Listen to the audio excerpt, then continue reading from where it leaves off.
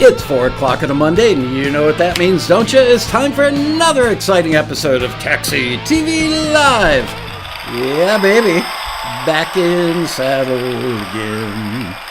I am back from my lengthy trip. Welcome to everybody, and welcome to my guest who just changed his lighting when he changed. Oh, Jeff, don't try and watch it while we're doing it because you'll create a feedback loop. Anyway, I'd like to welcome today's mystery guest, Mr. Jeff LaPlante. I'm very excited to have Jeff on the show. I did a passenger profile with him a couple of years ago, and he was just starting to get some traction. And then I got an email from Jeff the other day, not that long ago, and the email said, "Hi, Michael. I know you're always excited to hear about your members' successes / victories, so I wanted to give you an update on my production music journey. I now have about 800 published cues in almost 30 different libraries. I'm getting placements every single day, multiple times a day. I'm averaging about 75 placements per month, and my royalties have grown to a few $1,000s each quarter. Still nowhere near a full-time income, but after 3 years of extremely hard work, things are starting to snowball." That's the operative word, in my opinion. "I'm excited to see what those numbers will be in 15 years. I can pretty much predict you'll be over the six-figure line, because I'm not stopping anytime soon," Jeff says. "I want to thank Taxi for getting me started on this path. I don't have much time to submit the listings anymore because I'm so busy writing the briefs from the libraries that I'm signed to. I guess that's a great problem to have. Thanks again for your continued support, Jeff LaPlante." So congratulations, Jeff. Boy, the audience is really geared up for this show today. They're so excited to have you. And I should mention that included in the letter, he mentioned some of the networks that he has music on are Bravo, A&E, TLC, MTV, CBS, HGTV, Vox, Netflix, Hulu, Peacock, OWN, History, BBC, Spike, Discovery, Food Network, the CW, National Geographic, Paramount, Ion, etc. And, you know, I literally reached out to Jeff. We talked pretty extensively yesterday over the weekend, and I'm just so thrilled to see his progress. I liked him when I met him a couple of years ago, and when I read this letter, I went, finally, somebody is paying attention out there and listening. So thank you for that. Welcome to the show. Congratulations on your burgeoning success and what I'm sure will be a very successful career leading to a comfortable retirement funded by your musical endeavors. So that's great. We were talking right before the show. So before you joined Taxi, you weren't doing anything in the sync world. You didn't, I'm guessing you probably didn't even know that there was such a thing as a music library. Nope. I think back in about 2007 is when I first signed up for Taxi. Before that, I was just performing every weekend. We would perform at restaurants and lounges, bars, 4-hour shows from 8 till midnight every Saturday and every Sunday. And I did that probably for about 3 or 4 years, from college up until when I started trying Taxi. And you were also telling me something that other people will be envious of. Your one of your earliest submissions, I think, got a forward. Tell them what it was for, who the artist was for. Yeah, when I first joined Taxi, I didn't expect to be successful right away, but my third submission ever was for a Celine Dion album. They were looking for what turned out to be her pop album, and it wasn't very successful. But my submission ended up getting forwarded, and like I said, it was just my third one. So I was over the moon. I was so excited. I was like, "Oh, this is gonna work. This is great. Celine's gonna be calling me any day." And then 100. Returns happened with that year after that forward, so I was humbled very quickly. So most people would have thought, oh, they just lied to me and told me they were forwarding my thing. They didn't actually do it. So I'm glad that maybe you had that thought, but you haven't expressed that opinion to me. So thank you for that. Hang on a sec. I've got my air conditioning every day at 4 o'clock for some reason changes on me. So I'm going to control it from my phone because I can. Upstairs office. There we go. All right. So, what was your first impression of taxi and the sync business in general? Did you go into it thinking, well, I'll dabble in it and see what happens? Or did you go into it thinking, I wonder if I can turn this into a career? What was your motivation?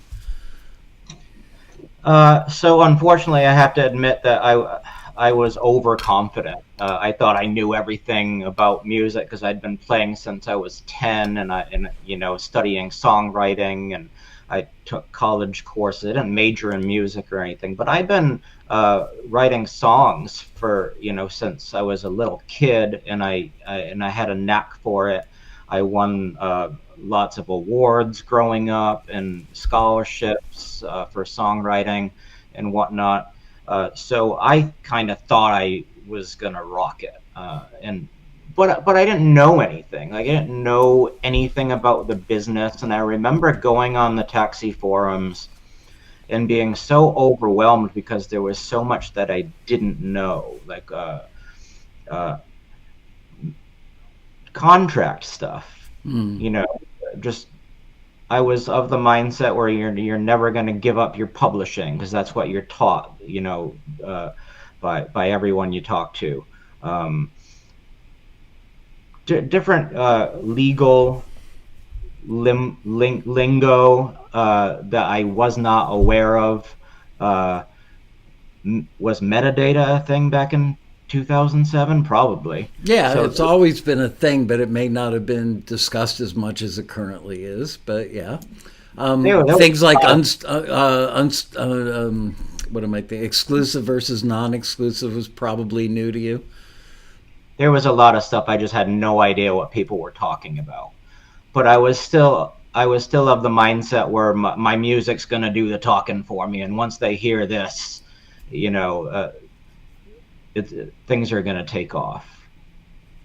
I think everybody has that thought, and I'm not saying that tongue in cheek or to put anybody down. But look, creative people have to believe in what they're doing, have to have faith in their own talent and their own work product, I guess. So I find it to be a common belief, although, as you now know, in the world of sync, it's not about writing hit songs or even the best song. It's about the best piece of music for the scene. You could have a B plus piece of music that will beat out an A plus piece of music because the B plus elevates the mood of the scene or the action or something about it. It just works better. And a lot of people don't know that in the beginning. Something else you and I spoke about yesterday that people don't know in the beginning is a lot of people don't join Taxi or don't get involved in sync at all because they have this misconception that they have to build up a vast catalog of stuff before they start. Did you ever have that thought? Were you amongst that crowd, or did you learn differently from looking at the forum or Taxi TV? No, it was more we would record an album and try to get it in the hands of the right person. So it was only dealing with maybe 10 or 12 songs at a time. So the first round of Taxi didn't pan out, and then we recorded another album a couple of years later, and then kind of the same thing kept on happening. And I wasn't recording myself, so you can't go back into the studio and make any change. And back to what we were talking about before, your ego is your own worst enemy, right? Right. I wasn't willing to learn back then because I thought, like, oh, once they hear this, they're gonna see that I know about song structure. Well, little did I know that a cue structure is so different from what all musicians are taught about song structure. Or you would have a verse, pre-chorus, chorus, verse, pre-chorus, chorus, maybe an interlude or a bridge, and then go back to a double chorus at the end. Well, that doesn't work for a cue, because if the first verse is the same as the second verse, an editor doesn't have any use for that. An editor could just copy and paste the first verse. They don't need an exact replica ever. Right. So in a cue, you can have your structure as A. You know, in a lot of people's eyes, if you're a traditional songwriter student, you would think, well, that's repetitive. But it's not, because in a cue, each A section is a little different. Now, what you're doing is you're giving the editor choices. So they choose, okay, we like that section the best because that's the one that has the cowbell.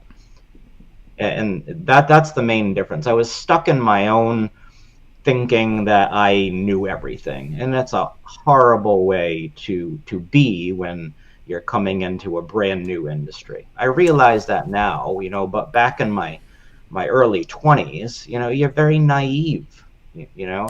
Well, not only maybe naive, but you've been told all these wives' tales that are largely told by frustrated, failed musicians who didn't get that record deal that they wanted, and they've got a chip on their shoulder. It's the industry. They're trying to keep you out, and if you did get signed, you'd get screwed. So that has perpetuated all these myths, lies, exaggerations, or just general lack of knowledge and ignorance. And frankly, most people just don't know anything about sync unless kind of, I mean, without patting myself or Taxi on the back too much, before Taxi, independent musicians didn't get their stuff in TV shows or films. It just didn't happen unless you happened to be related to a music supervisor or lived next door to an editor or something. But Taxi was the shot heard around the world that caused all these thousands of people globally to be involved in sync. Now, it all started with us, so yay us. But again, I don't want to pat myself on the back too much about that. But the thing is that all of those myths and old wives' tales and things that just simply aren't true anymore or were never true have stuck around, and it's prevented a lot of people from pursuing a career because, as you now know, one of the reasons I wanted to have you on the show today is that there's almost a formula, not just musically, but from a work perspective, that if you do X, Y, and Z and do it religiously on a schedule and with purpose and intent and on a regular basis, you'd be kind of hard-pressed to fail at this. And you are such a great example. So let's talk about that. I should let everybody know that you have a full-time job as a teacher. Let's talk about that for a minute. How long have you been a teacher, and what grade do you teach, that sort of stuff? I teach second grade, and this is my 19th year. So, Wow. Yeah, I absolutely love what I do. I'm going to do it for the rest of my life as long as my body holds up. It keeps me, I don't know, gives me a lot of energy. I love the performance aspect of teaching. You know, I get to, one lesson will be a comedy routine, one lesson will be more strict, one lesson will be, you know, more friendly, and it's a performing art, and I love it.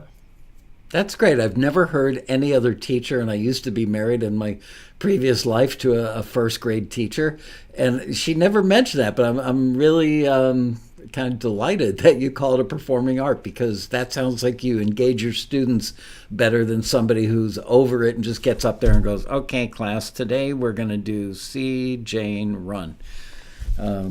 That's pretty cool. By the way, my aunt was the editor back in the 50s and 60s of See Dick Run, whatever those books were, from Scott Forsman, I think, was the publisher. She was the editor of those books. So there you go. We're practically related, you and me. All right. So with a full-time job, tell us what it has taken from you, how you've structured your musical work life, and how that fits in with your not musical life, being a teacher, being in a relationship with your girlfriend, you've got kids. how, all that stuff. How many? Let's start with how many hours a week do you work on music stuff? So Wednesday and Thursday, I probably put 2 or 3 hours each. I I kind of schedule it around my girlfriend's schedule. She's a therapist, so she has some nights that she works pretty late. So How do you feel about that? good one. Yeah. That would be scary. Any woman who's a therapist that was married to me would probably either divorce me or change occupations. She'll have some nights where she has some clients that can only meet at night. So one of those nights happens to be Wednesday night. So I get a ton of music done on Wednesdays. So probably 2 or 3 hours on Wednesday. Then Thursday, I probably finish up the queue that I started on Wednesday. And then Sundays is my big day. I put about 8 to 10 hours every Sunday, and I'm usually able to get about 2 or 3 queues done on Sunday. I'm averaging about 5 queues per week, so about 20 queues a month. And how many hours in total a month? I'm trying to figure out what your average per hour workload is per queue. Every queue takes me about 3 to 4 hours. Okay. That's pretty quick. And people would be amazed because people who don't work in sync, oh my gosh, how can you create a piece of music in 3 or 4 hours? That seems impossible. So in a minute, I want to go back to that to convince the people that are afraid by that statistic and that workload that they think that they can't do. One of the things you and I talked about previously was the very common misbelief amongst musicians that people that they need to have a full catalog of material before they start with Taxi, or that they would start pitching in any capacity for sync stuff. Can you give them the real deal on that, Jeff? Just can you summarize the question real quick? I thought that was a good summary. I'm joking. No, people think that they need to have a full catalog of material before they start pitching to Taxi. My advice would be have no material. Tell them why. Well, to be successful with Taxi, you have to write to the brief. You got to listen to the reference tracks. You have to read the brief very, very carefully. You have to go on the forwards blog and go back in time on the forwards blog to see if there was a listing very similar to what you're submitting to, and then listen to the ones that got forwarded for that. Because you could see on the forwards blog not just the ones that were forward, but I'm pretty sure you could click on the listing itself, get to read the listing, and get to listen to the references. Correct me if I'm wrong, but I think the listings are still live, and you could click on the references still, or no? If it's in the forwards blog, no. I honestly don't know if there's a way to go back into old listings, but I think once the deadline hits, they're gone from the website. I mean, I'm sure we've got them on a hard drive somewhere. But it's very smart of you to go to the forwards blog, because people often look at it one of two ways. Forwards blog, by the way, if you could post the forwards blog link in the chat, that would be great. Forwards blog is a thing that we post every day showing which music was forwarded from our members to the companies that ran the listings. And the smartest, most successful Taxi members go back and listen and go, oh, maybe they pitched to the same listing and they didn't get a forward, and they go listen and they think, now I see the 4 things that got forwarded all had this in common. I missed that aspect of the brief or the listing. I was on the forum this morning, and Casey was posting something in the peer-to-peer with a listing that had already passed, and I was able to click on the reference tracks. So maybe that is it. The reference track might have been a YouTube link. Yes, exactly. Right. So I don't know. Honestly, I may own the company, I may be the CEO, but I don't have an honest, good answer to that question. Liz, Well, if you could research that with the staff and let me know. my main point was find a listing that's similar to the one that you want to pitch to. Listen to what got forward for that one, and that'll put you on the right track. So yeah, don't try to do what I did and take your album of 10 cues that you did in the recording studio and try to submit them for all the listings for the next year. Don't do that. You have to write something brand new after you listen to the references and read the brief very, very carefully. Tell them why that's important. You could do it the other way, but you're not going to get many forwards. As soon as I started writing to the brief, my forwards percentage went way up, because that's what they're looking for. Yeah. Not only that, but once you start working with libraries, once you start getting some traction and success, that's what you're going to be doing for the rest of your career. These libraries need you to follow the references, and if you don't, you're not going to be working for that library too much longer. If you're not matching what they're asking for, so in a way, Taxi is like a good practice, right, for the way it's going to be for the rest of your career. It's people want to believe that old record company paradigm. If they just hear how good I am, they'll use my music. To which I would say, do you think they're going to rewrite the scene because they love your song?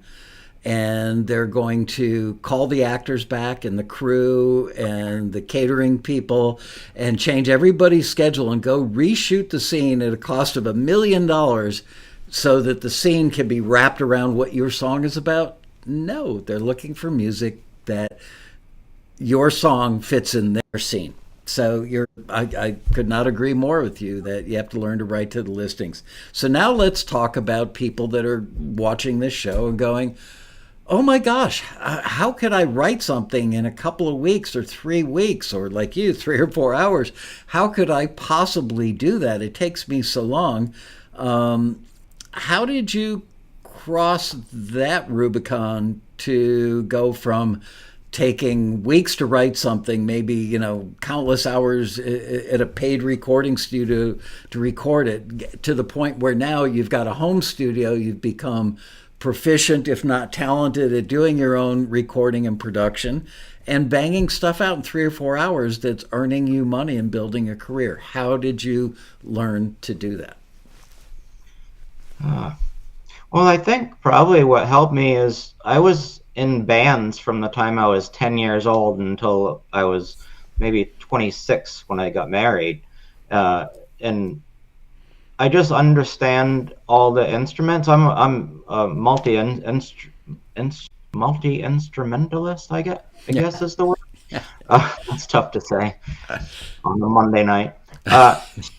So yeah, I play guitar, I play piano, of course, synthesizer and keyboards. I dabble in the drums as well. Every guitar player is proficient on bass. We're not experts, but if you could play guitar, you could play the frets on a bass as well. So I guess when I put myself in the mindset of I'm going to play every instrument on this record, I can do it because I've been in the room with drummers for all that time, and I understand how to program a drum beat.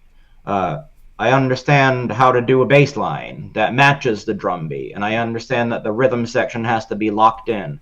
I understand melody and harmony. You can't have a G major scale over a D minor chord. It's just not going to work. I understand music theory, everything, all of my knowledge that I built up from my childhood it's still in there. But this time it's not causing my ego to be inflated. It's helping me. It's helping me hone in on exactly what's needed for production music. I'm just able to do all the parts because I understand what each part needs. And I'm guessing maybe not many people could do everything. Maybe that's it. Honestly, samples have gotten so good that, most of the time, I would say that most instrumental cues for film and television don't require virtuosity on an instrument. They're looking more for a texture, a blend, a mood. So, for instance, let's say you're not a guitar player, but the piece you just created needs an acoustic guitar. Could you do an open G chord arpeggiated brom on a, using a sample and a keyboard? And if it weren't the predominant instrument in the mix, might it work?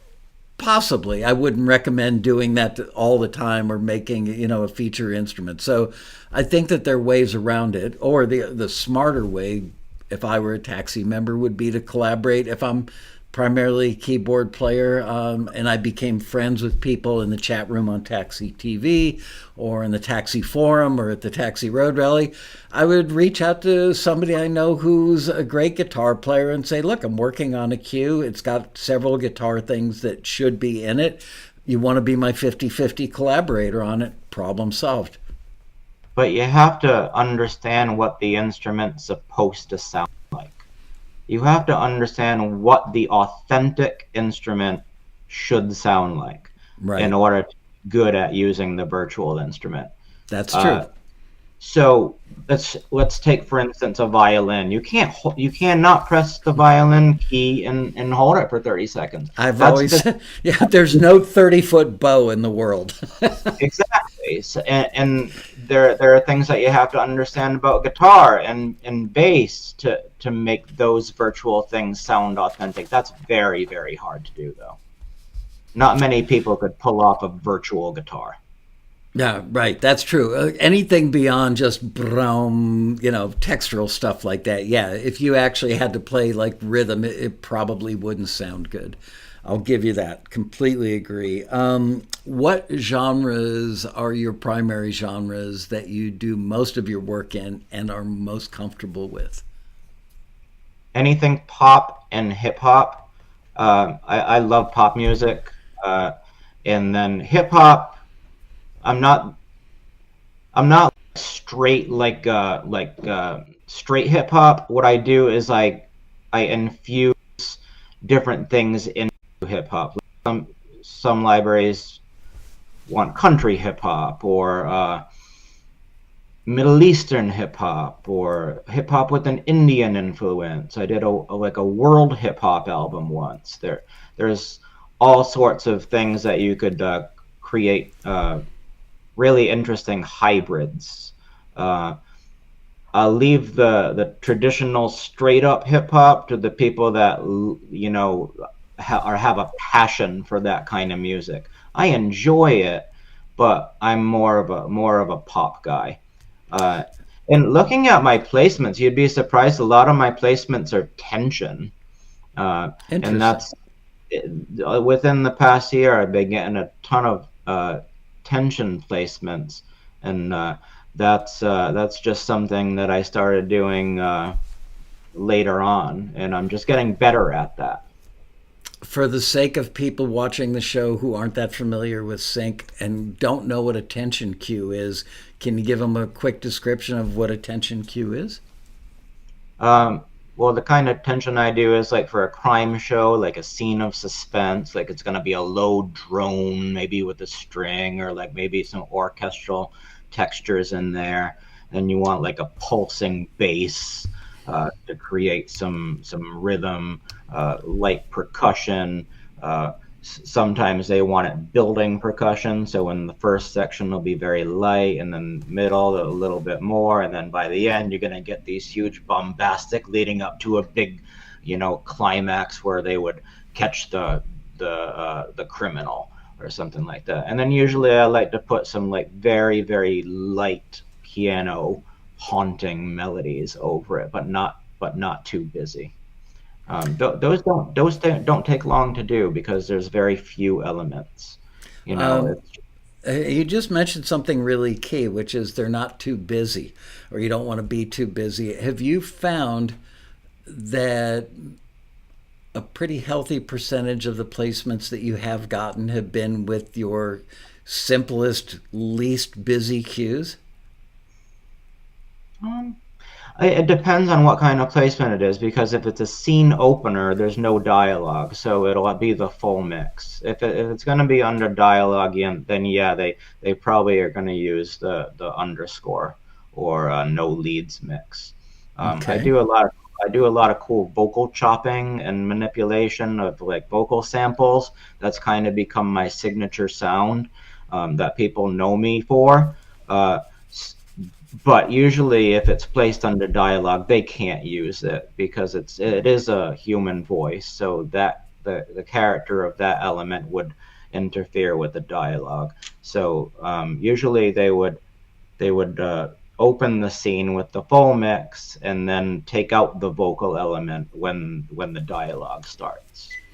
I recently had as my guest a friend of mine who is a showrunner, does a lot of true crime television. He's done documentaries. He and his wife are a production team, and they're successful. But what makes him interesting to me, other than just we hit it off and became really good friends, is that he's a Taxi member, he's a composer, he's also a video editor at a high level, and he writes these shows and edits these shows, produces these shows, goes out on the shoots.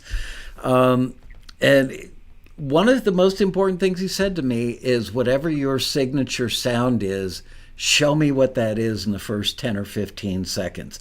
Show me why I should be interested in listening to the rest of the cue. And I thought that was such great advice, because people who don't know the sync world probably think, oh, every time somebody listens to my music, they're going to like hold my calls, pull down the blinds, let me concentrate and listen to the full 2 minutes of this cue to judge it. And which tell them how it really happens, Jeff.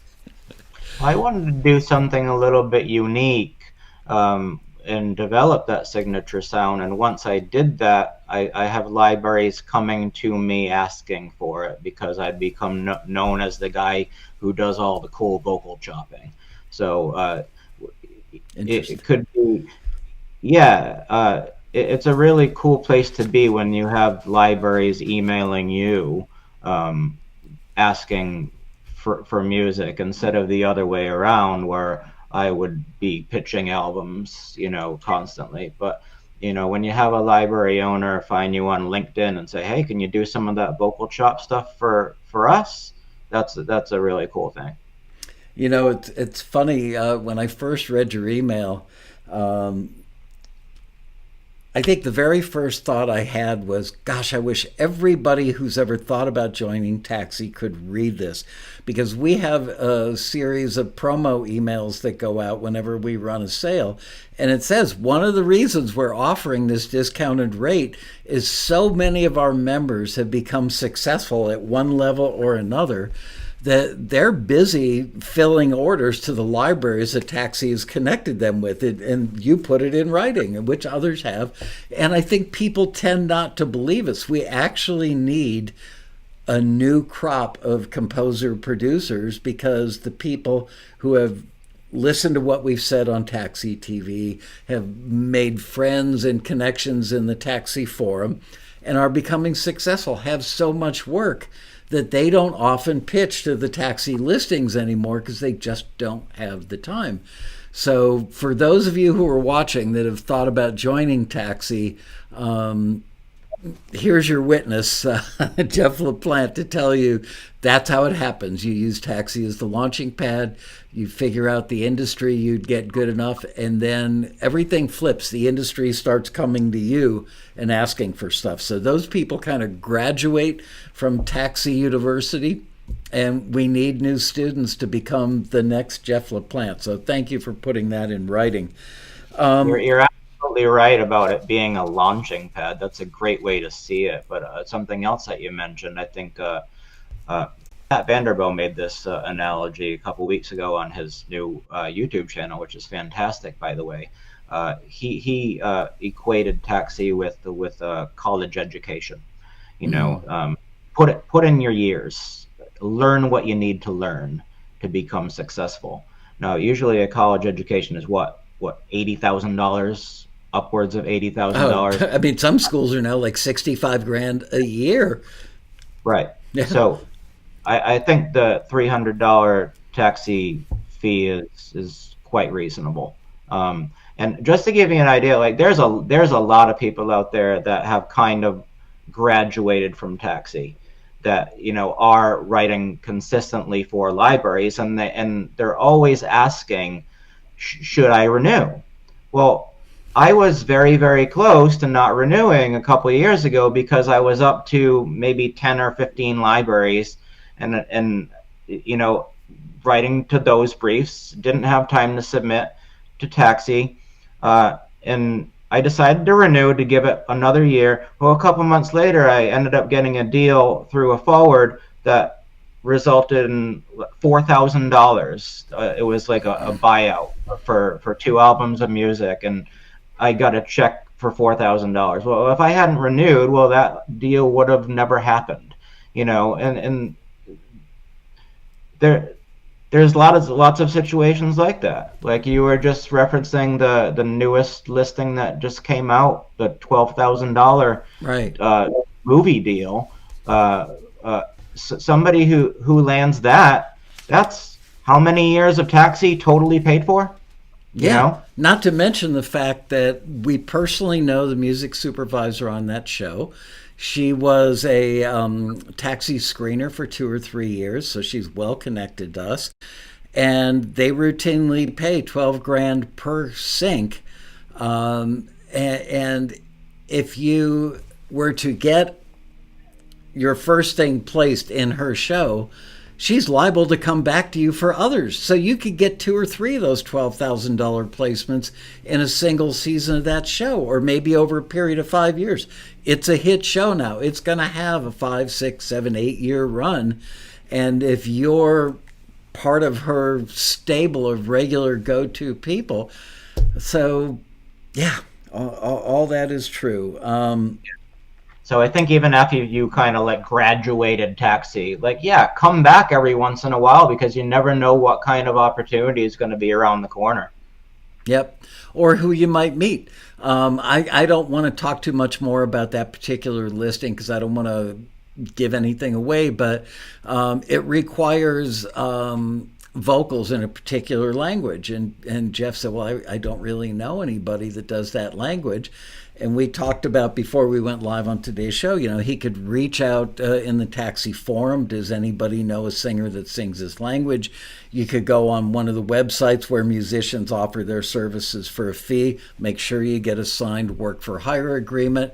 Pay somebody 50 or $100 to sing a vocal in that language. Have them sign the work for hire. They don't own anything. You could meet a fellow taxi member that happens to be a really competent to great lyricist that happens to sing in that language, and say, let's do a 50-50 split on this, because the objective is not only to get that 12 grand on that first placement, but to have the supervisor go, okay, there's a great source of music that I can keep going back to get songs sung in that language. Yeah. So, When listings like that pop up, a lot of people tend to think that, okay, so once taxi forwards my song to that supervisor is also getting hundreds of others from this company and that company and this sync agent and that publisher, and mine's just going to be one of 1,000 choices. So I guess that's something that I've heard online as well. wow. I got to tell you, you know what? If they were looking for something like singer songwriter broken-hearted love songs, that could be true. But people always think it's a competition where they're looking for the best thing. They're looking for the thing that's most right in that scene. So even if there are 1,000, which there generally are not, you're not competing for best songwriter of the year. You're competing for my song works the best in that scene. But going back to this listing, which asks for stuff in a particular language, there's going to be a very, very small amount of people that will land on that supervisor's desk.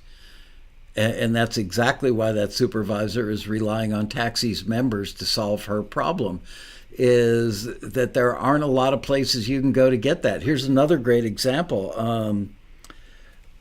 We have a couple of companies. I'll go with this one. Middle Eastern, you mentioned that earlier.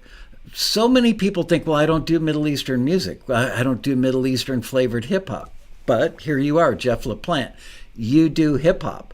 So then I would assume that you go, all right, what do I do to make it Middle Eastern? Well, I buy a sample pack with some Middle Eastern instruments. Maybe I go to the local pawn shop or guitar center, wherever, and pick up an oud or whatever, and learn how to play just enough on it that it sounds authentic. I always say adding one organic, authentic instrument overdubbed on a track that's built using samples can make a world of difference. So my point is, and we actually say this in listings, zig when everybody else is zagging. Because everybody else is pitching at the tension cues or the straight up hip hop cues or the whatever cues. But very few people will pitch those Middle Eastern things. And that company has reach all over the globe. It gets placements every day. As a matter of fact, I just had breakfast with the guy who owns that company about 3 weeks ago. And Taxi is his main source of music for his library. And I find it ironic that he can't get music out of the Middle East for Middle Eastern cues. That Jeff LaPlante in Massachusetts is making music for that. But he's done really, really well for our members. So I think it's really smart of you to go down that route and recognize that doing what everybody else isn't can be a career strategy. Yeah. Do you think those big money opportunities, they come to Taxi first, and if they don't get anything from Taxi, then they put out a call to other avenues? Or do you think that they're like asking other platforms or like services at the same time as they ask Taxi, and then they're just going to pick what they want? I think that they've gone to libraries, production music libraries that they routinely use, and they don't find what they need. And so, honestly, I don't want to paint or have anybody think that I'm painting a false picture here. But if they come to Taxi looking for something oddball like that, that means they haven't found it elsewhere. And they know that our people create on demand, if you will. Yep. And so they come to us. It's not going to be 1,000 things forwarded to them. It's not going to, and there is no competition. It's not about who's got the best thing. It's who's got the thing that's most right in the scene. So knowing what I know on the inside, which I'm happy to share with our viewers, and thank you for asking that question, I'd say there's a pretty good probability that if you come up with tracks sung in that language, maybe even that particular song isn't the one that works in that scene, but maybe you've gotten the supervisor's attention to the point where she keeps you in a folder and knows the next time that she's going to need that thing, that you're on the list of people that get asked. So there's that too. It's not always the brass ring in the moment. It might be learning how to grab the brass ring a month from now or a year from now. Yeah, I'm really glad that you said that, because it reminded me of something that I wanted to bring up tonight. When something gets forwarded and you don't hear back, is not necessarily a bad thing, because the library owner is still seeing your name pop up, and if they start seeing your name pop up more and more, they're gonna know you, and they're gonna recognize you. And they're going to say, okay, well, this guy's been forwarded a lot. Let's give him a shot. That's a great point. I'm really grateful that you brought that up. Also, they all keep folders on their desktop of either by genre or a particular show. And when they hear something, Taxi could forward you. The supervisor or the editor listens and goes, really good, not right for this scene. But I should stay aware of this guy, Jeff LaPlante. So I'm going to drag Jeff's song, I Love You Mary, into this folder. And the next time I need that style of finger picked whatever, I'm going back to that folder. It might not even be that genre. It could be I'm working on a show called Michael and His German Shepherd. And the song might work for another episode. So even though you've been forwarded and didn't hear anything, and I know that's torture for people because in their mind's eye, as soon as somebody hears it, they're going to love it and they're going to put it in their show, but they can't if it doesn't work in the scene. So therefore, they stick it in a folder. We hear from members, I don't know, a few times a month that go, you're not going to believe this, but you guys forwarded me 2.5 years ago, and I just got a call from a supervisor. Happens enough that it gets our attention. I had one where a library owner contacted me almost a year after. Of course, the queue was long gone, but I said, well, I'll write 10 more just like it. And they said? Absolutely. There you go. That was the, and many of them have been placed already, so that was a good deal. And you probably knew to give that answer because you've watched Taxi TV or hung out at the forum or a road rally, right? Yep, absolutely. You mentioned in our conversation last night that you have been an avid viewer of Taxi TV, and I was frankly blushing. I was glad we were on a phone call, not a video chat, because I take the show seriously, and I really care about more about the education and the messaging than I do about the production of the show. I'm not trying to make any money from my YouTube views. I'm not trying to be an influencer, but I've started doing this like 15 years ago now, thinking the better educated Taxi's members are, the better shot they have at being successful. The more successful members we have, the more people will hear organically about what a great job we do. So I put the love out there, hoping that people benefit from it, but it's self-serving, if I've got to be completely honest. But everybody wins, so that's a good thing. Tell me about your experiences, the types of things that you've learned because you are a regular watcher of Taxi TV. Oh, I have been watching religiously for over 10 years. You know, just every Monday it's on. I might not be looking at it, but I listen to it, and a lot of the things, how to structure a queue,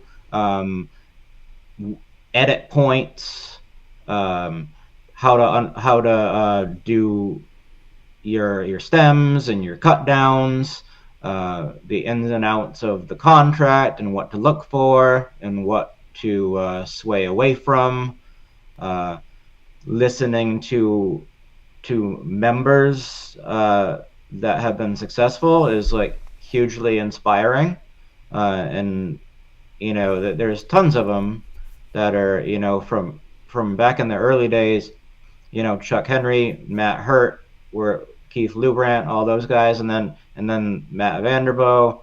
You got Carosa, Pauly, Croteau, you know, and now I guess I'm in the newest graduating class, right? You know, Jeff Hargrove and Chris Moser, those guys.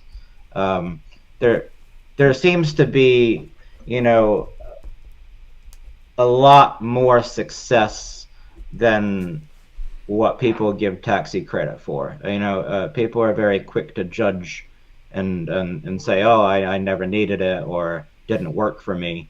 But if you look at the people who have been successful, you know, and I don't consider myself successful yet. I'm hoping that I'm laying the groundwork for me to be, you know, 60 years old and making, you know, a full-time income by the time I retire from my teaching job. I'll have my pension on top of my music, you know, retirement fund. But there's a lot of success in Taxi, and I think that needs to be celebrated and recognized. Well, thank you for saying that. You know, it's frustrating being on this side of Taxi, working here, being the owner of it. because people say, well, what's your success ratio? How many people are successful?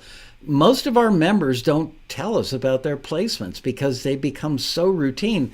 I mean, you're getting 75 placements on average per month, and check in every now and then, like every year or two, to say, hey, by the way, you're not sending us a monthly report. 75 placements a month to a lot of people is like, holy crap, huge. So first of all, thank you for reaching out and giving me the update and letting us know. But at this point, I would venture to say millions of placements that have happened because of taxi. We've been in business for 33 years. You're one person getting 75 placements a month. So, and we know that there are thousands of taxi members that, from varying degrees, maybe 5 placements a month, maybe 1,000 placements a month. It's impossible for us to know. Nobody really tells us because they're busy making music, which is what they should be doing. So thank you for bringing that up, and I hope the people watching realize that it's not just taxi getting a check mark for, oh, we forwarded Jeff's music, went to his supervisor, and he got this one placement. There's an ongoing relationship that happens quite frequently from these things. Could result in Jeff getting 672 placements over the next 10 years from just that one forward. So you never know. But this brings me back to a topic that we really haven't talked about yet, which is the business side of it. So we've talked about the musical side. We've talked about transitioning into a cue producer that works on a regular schedule. Can you share any tips for people who haven't learned the business side of the sync industry yet? What types of things that they should expect to encounter or might want to learn as they're moving into this? Well, I always say you have no idea what's about to hit you. It's so much work that I never expected. You gotta be prepared. Just to give you an idea, I spent all of Saturday doing deliverables, alt mixes, 60-second cut downs, 30-second cut downs, 15-second cut downs, stems for each track, naming conventions for each stem, each alt mix with underscores here, a dash there. You need to have you have to be really, really attentive to detail in this business, because if you're not, that creates more work for the library owner. They have to go in and change all your stuff, and they don't want to have to do that. They want somebody that's going to be on the ball, somebody who is going to be punctual with deliverables, don't ever miss a deadline. They don't want any mistakes in your metadata. Hundreds of cells on a spreadsheet, and everything has to be precise and correct. You're going to have to think of 20 different adjectives for the word happy, or 20 different adjectives for the word sinister if you're doing a crime tension cue. You have to have a good head on your shoulders. It's not just about musical ability in this game. And I think a lot of people who have tremendous musical talent find that piece out the hard way. Yeah, they're still living in the world of they're going to love my music, therefore I'm going to be successful. And you're right. It's a combination of skills that creates the next Matt Vanderbo or Matt Hurt, and you're on the path. I mean, that's why I love talking to you. You may not be Matt Vanderbo successful yet or Matt Hurt successful yet, but 800 cues in 30 libraries is substantial, and it shows it's a great testament to your work ethic and the fact that you understand that all these components go into building that career. I think a lot of musicians would go, oh man, it sounds like just way too much work, but yet how many people would balk at a six-figure retirement income from music they made 15 years ago? They'd Yeah. be But crazy. it's so frustrating, though, to put all of this work. It is a tremendous amount of work, and I've been working my butt off for 3 years straight, and to only be making like $3,000 or $4,000 every quarter, that's only $16,000 a year on something that I'm putting so much time into. I'd love to be at 20,000 each quarter. That would be something. I think that would You be will more. be in 2 years. We'll be having that conversation. That would be more appropriate for the amount of work that I'm putting into this. So some people get frustrated in the first couple of years. Are like, this is just not worth all this time, and they end up giving up. But you're building a foundation. That's the cool thing about the sync music industry, is that it's cumulative. It's not immediate. You are investing in yourself by investing the time to create the music that's populating these catalogs that over time will create more and more placements. You're going to get to the day where if you were so desirous, you could stop making music at 65 and live off a six-figure income. As I said on the phone to you last night, it's better. I'm not. I'm looking at my microphone. I should be looking at the camera. I'm not a professional financial advisor. Let that be known. But I believe it's better than investing like in an S&P 500 index fund, because the market can go up and down, and it could go down when you're ready to retire, go into a 3-year slump, and you're like living on half the money you thought you were going to have because the market is down. The production music industry, it's the more stuff you get out there in the more places, it mitigates the risk of those peaks and valleys. You know what? You said something really smart last night. I can't remember it well enough to exactly rephrase it, but we were talking about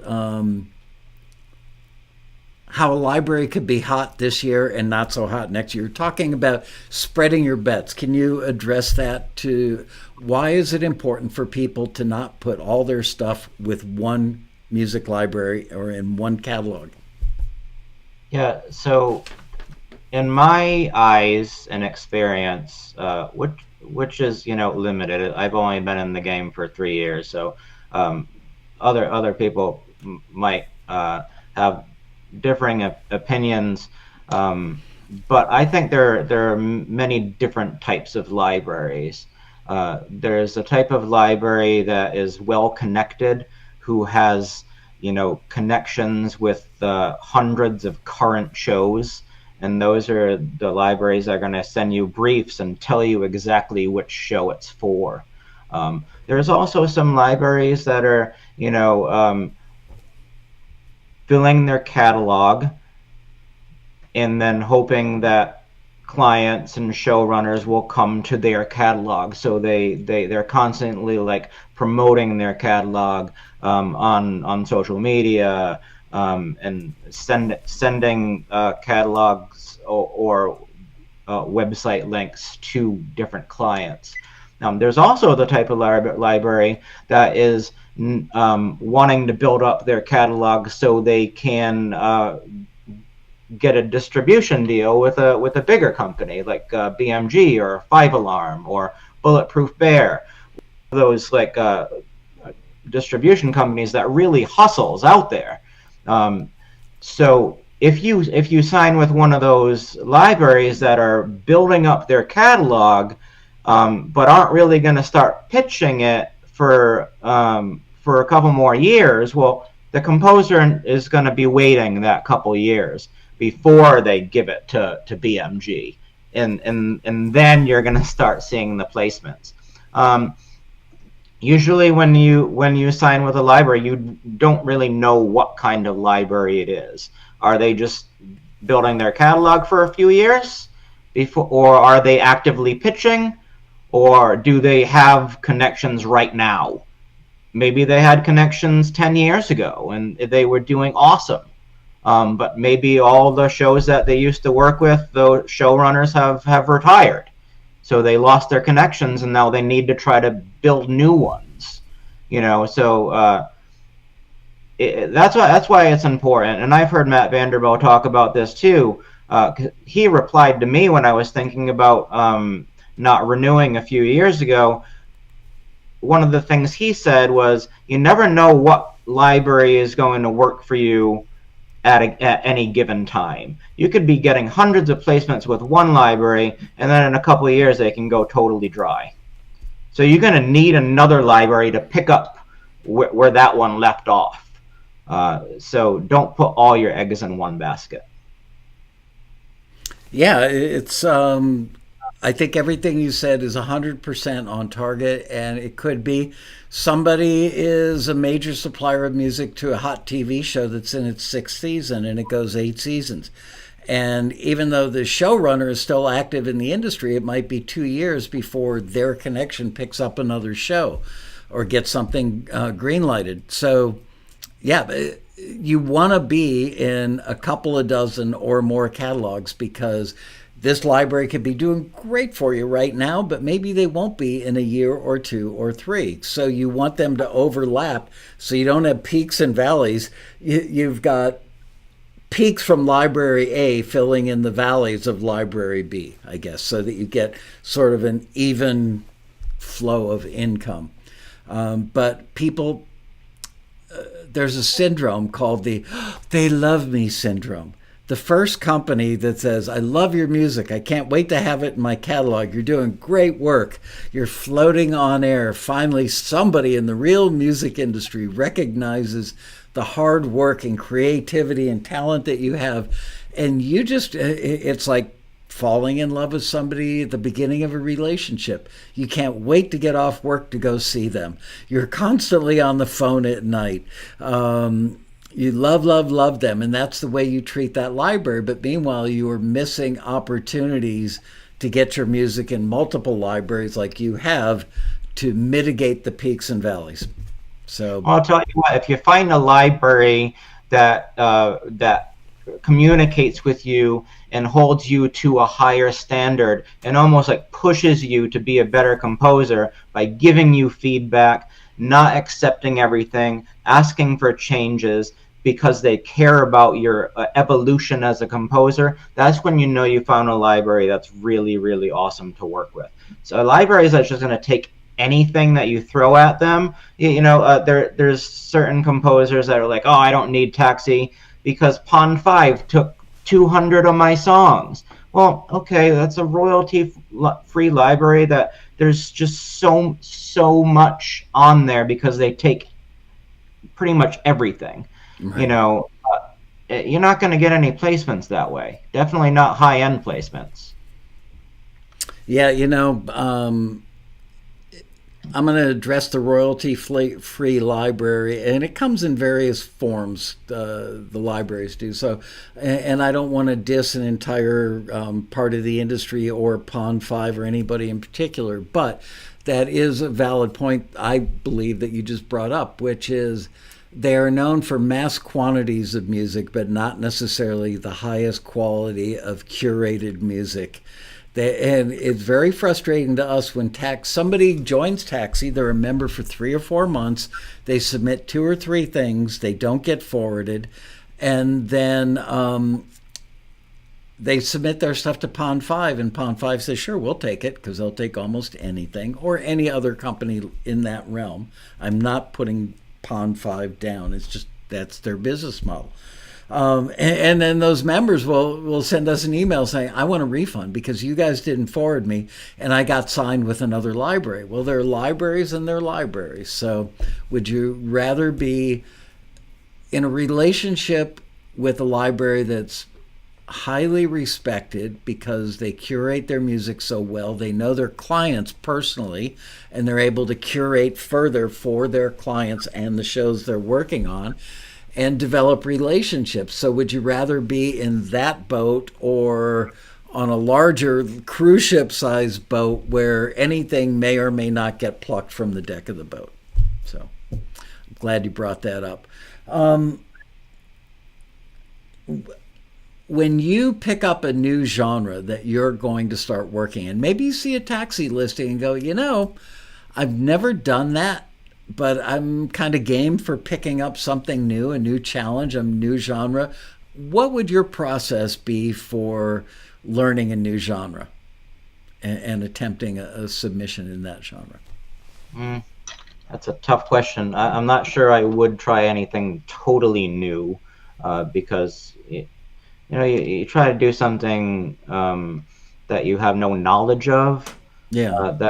That's like a waste of time to me.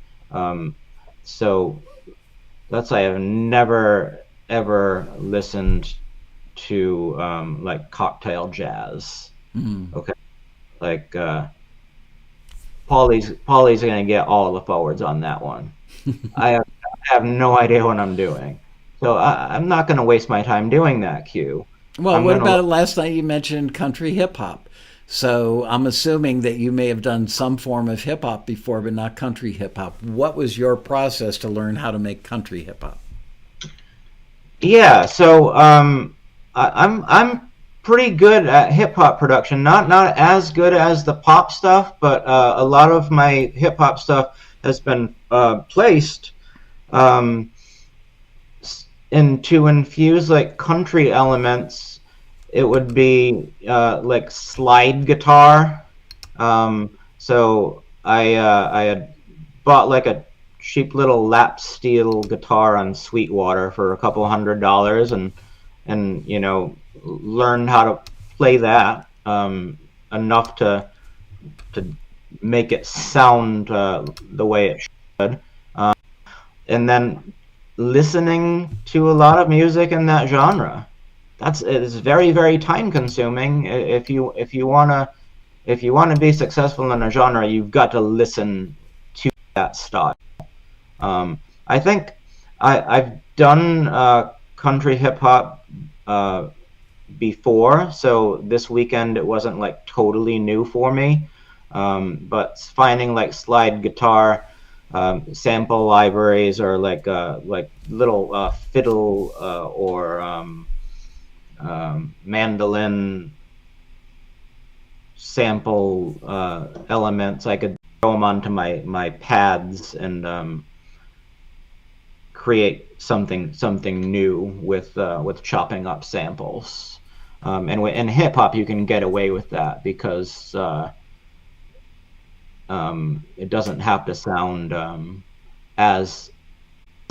like a live performance when you're making hip hop. It could sound chopped up, purposely chopped up, because that's what hip hop is. Let's switch gears a little bit and talk about discouragement, being a new taxi member, not getting forwards. How did you work through that feeling of rejection and the discouragement you felt in order to forge ahead to get where you are now, which I want to remind people, 75 placements a month is not nothing. Most people would be thrilled with one. So how did you deal with the rejection and discouragement? The first couple of times, not well. I love your honesty. Thank you.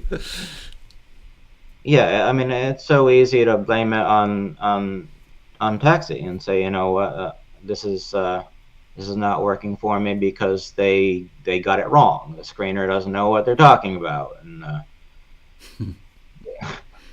again, your ego gets in the way.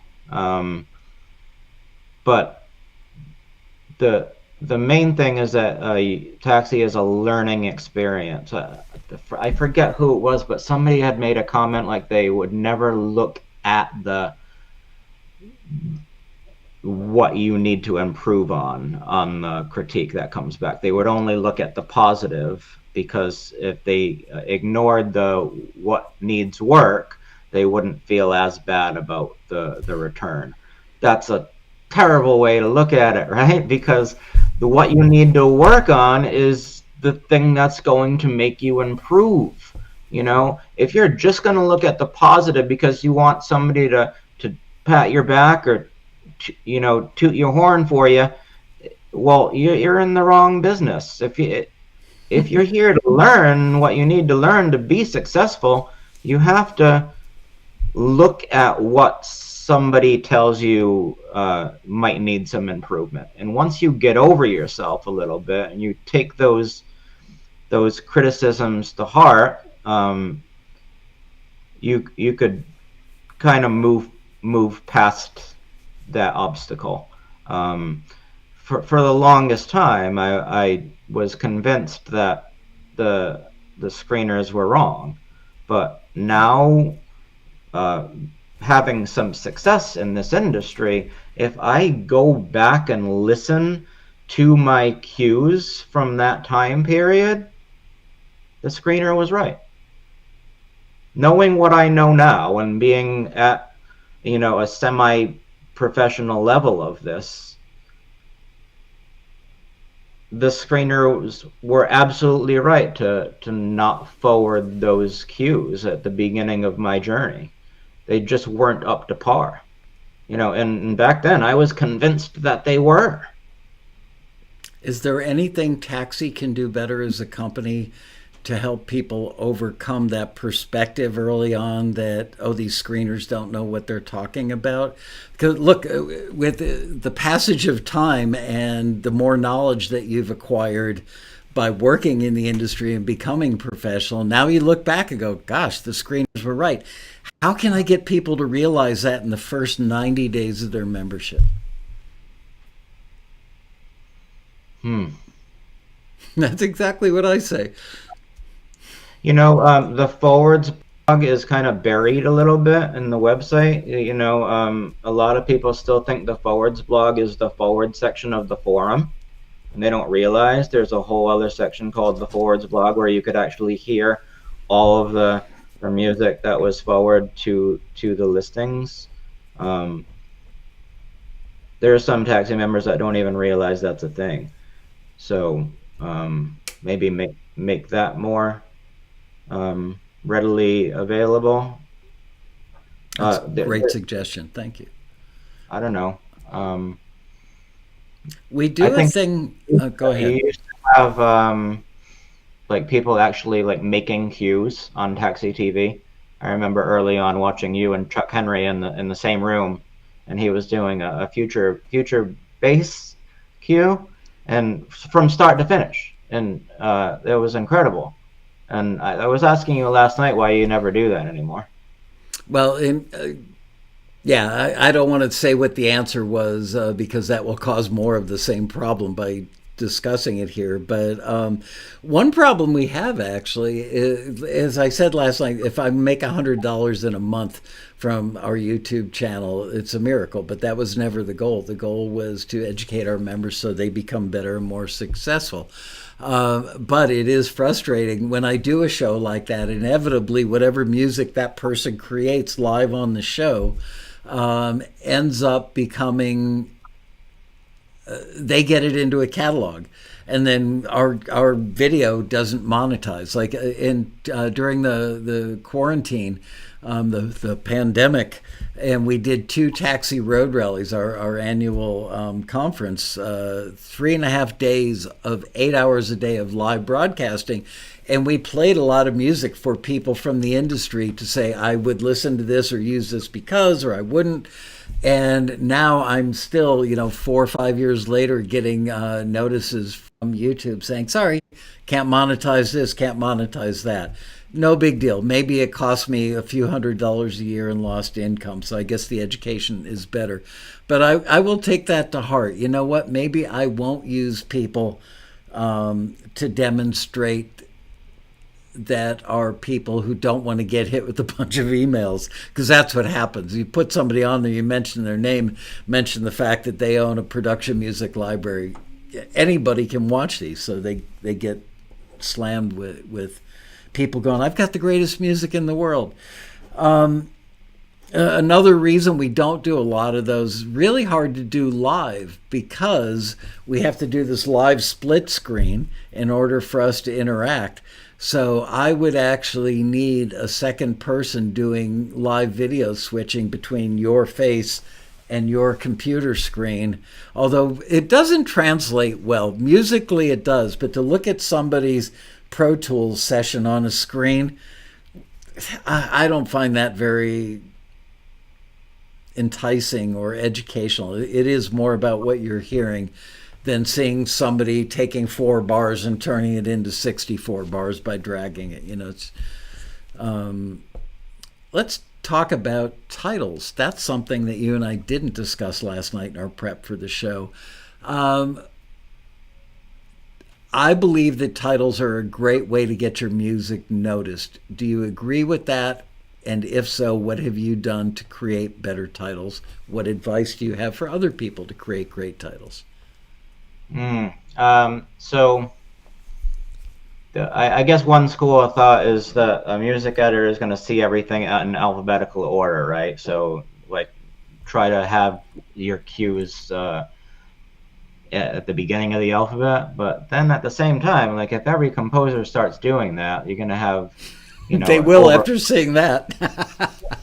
Yeah, but I mean, I've heard that several times before as well. I'm not necessarily sure that's true because a lot of my placements aren't early in the alphabet. I think it's important to have a unique cue or maybe something to get a chuckle out of someone because that's going to make them more prone to click on it and find out what it's all about. I just did a cue for like a reboot of Duck Dynasty that they're doing, and the country hip hop cue said, "Oh, okay, what's a pun that I could use for either country music or like ducks?" And I came up with Duck Duck Truce instead of Duck Duck Goose. So just silly little things like that might just catch the attention of the supervisor. And since I was writing it specifically for that show, just because it has the word duck in it might make them click on it. Just stuff like that. It's a lot easier to do that if you know what shows you're writing for. If you're just doing albums, then it's kind of a crapshoot. You don't know what direction to do. But let's say you're doing like an urban dramedy album. You would want all of the titles to kind of be in that vein, So stuff like peeking through windows. Yeah. I'm trying. By the way, I don't know if you ever saw the episode. I did one where I used ChatGPT to generate titles. And about 70 or 80% of what it generated were very usable. Sometimes I would riff on whatever title it came up with. I'd go, ooh, that's a really good foundation. Now I would prompt ChatGPT. I would take that, paste it in the prompt, and say, give me 20 more titles using this as the foundation, and then sometimes go in myself and modify it. It was a very, very productive exercise. And that's, even though AI is obviously a big bone of contention with the whole music industry and production music as well, nobody has a problem with composers using AI to generate titles. That's completely fair game. So I recommend that for everybody. And I've always said, because I don't know if most people know this about me, but I worked at the busiest audio post-production facility probably on the planet Earth in the mid-'80s, leading up to when I started Taxi, and did audio post on a lot of stuff for like CBS Sports, a lot of huge TV commercials. Hardly a day ever went by where I didn't work like on Hertz rental cars or American Airlines or Kentucky Fried Chicken every day. And I used to use production music that actually, I'm so old that it came on reel-to-reel quarter-inch tape. It was revolutionary when we started getting the libraries on CDs. And I've got to tell you, titles matter, because you, as the post engineer with 5 people sitting in your control room from CBS Sports, and they don't want to sit there for 20 minutes while you're considering which cue to put in. They expect that issue to be resolved in a couple of minutes at most, because they're sitting there looking at their watch knowing they've got to go back and present this to their boss in the conference room in an hour and a half. So the title that telegraphed what type of music it is was the title that usually caught my attention. And if you can do what you said, which is something that's kind of cute, kitschy, and catchy, so, like, God, this is going to be a weak attempt, but Surfer's Paradise. You know that that's going to sound tropical and surfery and beachy before you ever hear note one. So there's my 2 cents on titles. Networking. You and I didn't talk about this last night. Wow, I can't believe we've only got 10 minutes of the show left. Networking. Are you friendly with other taxi members? Do you network with them on the forum? Have you been to one of the physical road rallies as opposed to the virtual ones? Tell me about your networking. I haven't been to the taxi road rally.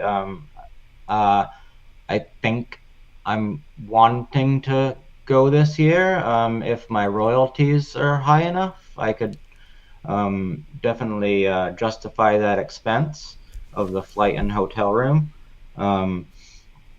But my network is pretty awesome right now.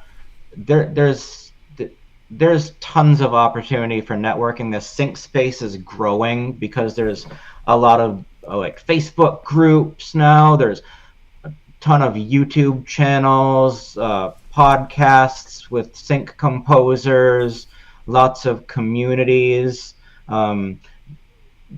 countless. Like there's so many. Matt Vanderbilt just started a channel. Robbie Hancock has his community on Facebook. That's awesome. You have to find somebody that really resonates with you because there's so many options. And the option that was for me is Dave Croft and 52 Qs. That community has been a game changer for me. I have met some lifelong friends in that group, and that wouldn't have happened without Taxi, actually, because I first learned about Dave Croft through the Taxi forums, where somebody had posted one of his podcasts, and now I consider him one of my best friends, and we're also writing music together. We had one of our cues that we collaborated on placed on CBS Sports on the football game almost every single Sunday this season, and I'm forever grateful for that. That's going to be a pretty penny on my royalty statement. Well, try really hard to come to this year's road rally. It'll blow your mind. For every networking experience and community and everything you've ever done, when you go to the road rally, it's on steroids. You will literally kick yourself in the butt going, I can't believe, because between the hotel room and the flight, it's going to probably cost you $1,000. You will absolutely, I could tell you with absolute certainty, knowing you and knowing where you're at on your arc to becoming a full-time composer, blah, blah, blah, you will be so upset with yourself for not spending the money starting 3 years ago or 5 years ago. Trust me, I'll make you this promise on air in public. Jeff LaPlante, if you come to this November's road rally and don't think it was worth your $1,000 investment, I will personally write you a check to reimburse you for the $1,000. I'm that certain I'm not going to have to write that check, but I will promise you I'll do it. Okay, this video is archived on Facebook now forever. That's right. And this only applies to Jeff LaPlante. Let me be clear to the rest of you watching.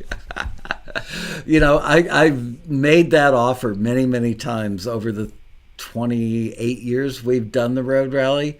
One person actually took me up on it, but it was pretty clear that was his intent from the beginning. How do I get a free trip to Los Angeles and go to the road rally? Anyway, Marion, there she is in the chat room. Marion Laird, this was your first road rally. We've only got a couple minutes left here. What did you think being a first-timer, Marion, that's been part of the community for years?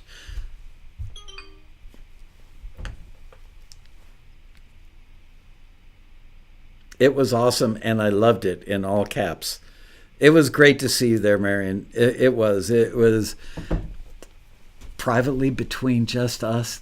It was maybe the high point of the whole rally for me, seeing that you finally made it, and how many people were happy to have you there, and how happy you were to see them, and all that good stuff.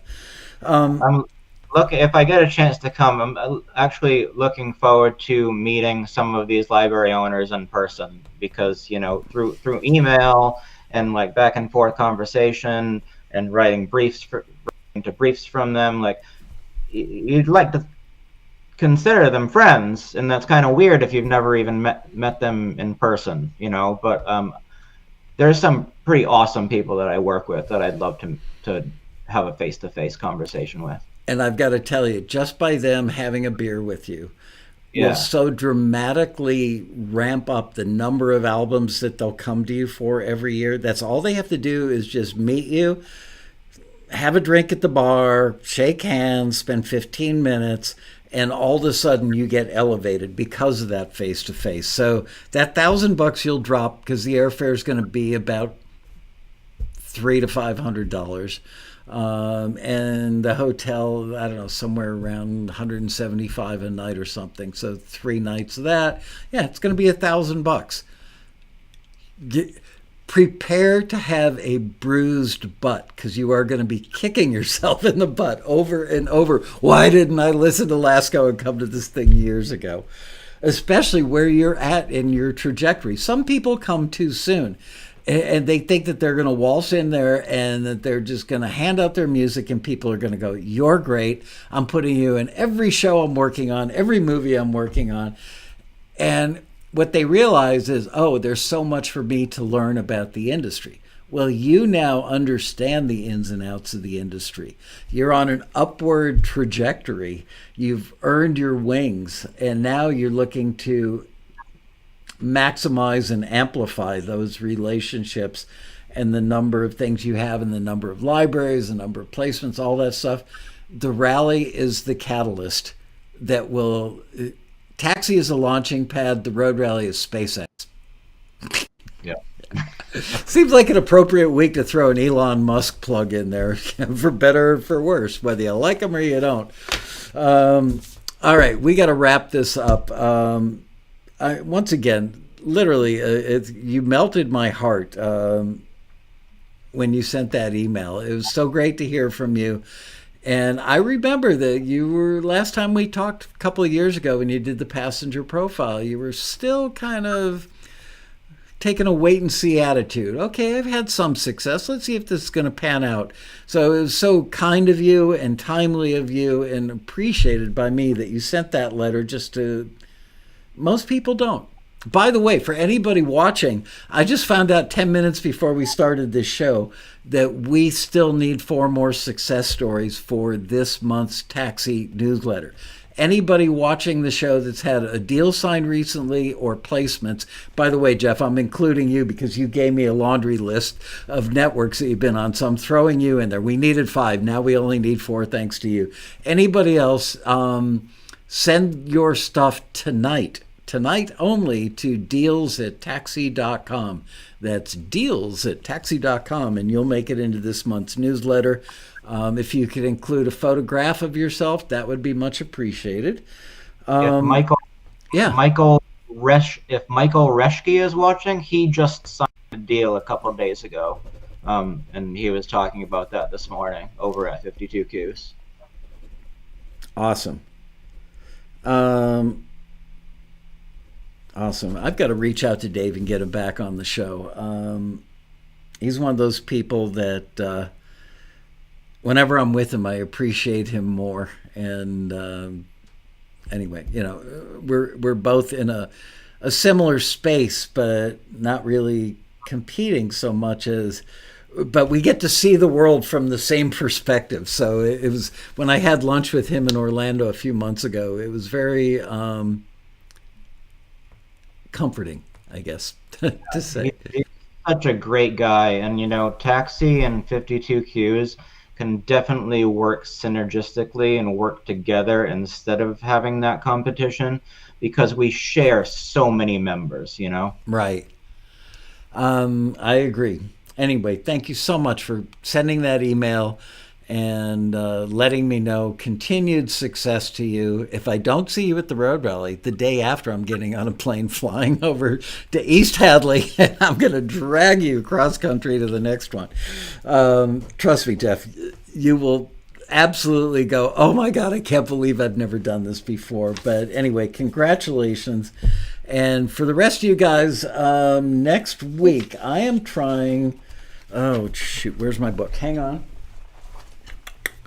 I think next week's guest is going to be John Meyer, who's got a YouTube channel, engineering production with a heavy lean towards making production music.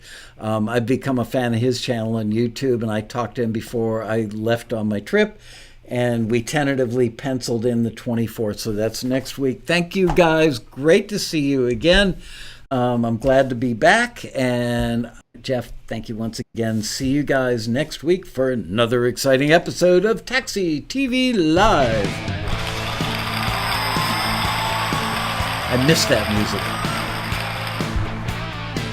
The great Keith LeBrand.